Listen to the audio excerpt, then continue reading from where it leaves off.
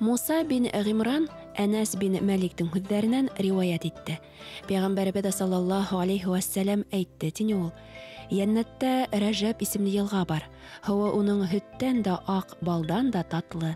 Һәм Аллаһ Тәғәлә уны Рәҗәб айында бер генә тапҡыр булһа ла ураҙа тотоусыларға эсерер. Әҙәм балаһына рәхмәт итеп бирелгән Рәҗәб айыбыҙ мүбәрәк булһын. Бисмиллах, әлхәмдүлилләх, әссәләту вәссәләму ғәлә расулилләх. Аллаһ Тәғәләгә сикһеҙ рәхмәттәребеҙ бына Рамазан айына ваҡытта яҡынлаша. Мүбәрәк булһын барығыҙ өсөндә килеп еткән Рәҗәб айы.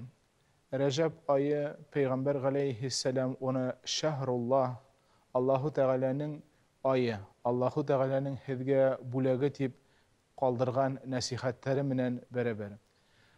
Рәҗәб айының изге ай икәнлеге тураһында һәм Рәҗәб айының да булған ғәмәлдәрҙең саваптары бик күп икәнлеге тураһында нәсихәттәрҙә, хәдис аяттарҙа бик күп мәғлүмәт килә. Рәҗәб айы ураҙа тотоу менән, йәғни һәр бер ғибәдәт Аллаһҡа тыйылыу, рухты тәрбиәләү, нәфсене тәртипкә һалыу маҡсатында ураҙа менән билгеләнгән. Рәҗәб айы тулыһынса нәфил ураҙаһы тотоу менән әһәмиәтле.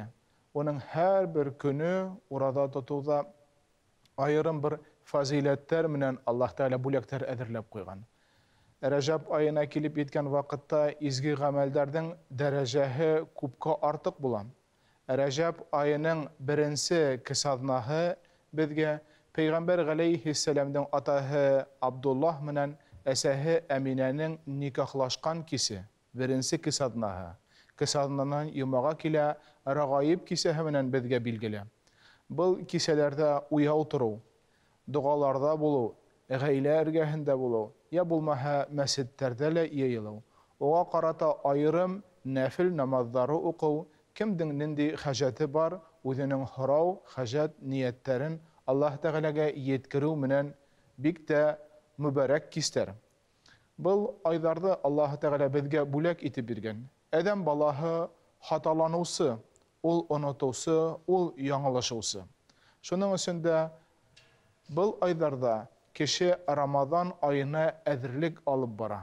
Пәйғәмбәребеҙ ғәләйһиссәләм Мухәммәд Мостафа үҙенең доғаһында Аллаһумма бәрик ләнә Рәҗәбә ва Шәғбән ва балиғнә Рамаҙан тип доға ҡылайны. Раббым Аллаһ, беҙгә хәйерле ғүмер бир, мөмкинселек бир, ошо Рәҗәб айҙарын лайыҡлы итеп үткәргә. Унан килә Шәғбән, Шәғбән айҙарында матур итеп үткәргә лайыҡлы итеп, ул да изге айҙарҙан һанала.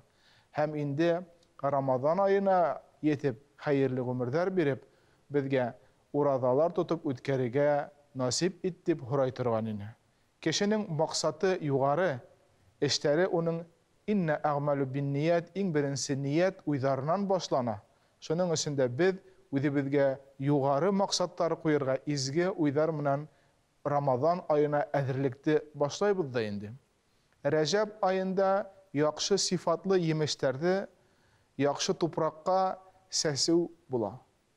Киләһе Шәғбән айы Рамаҙан айына әҙерлек. Ул сәселгән емештәрҙе ҡарап, үҫтереү, һыуҙар һибеп тәрбиәләү.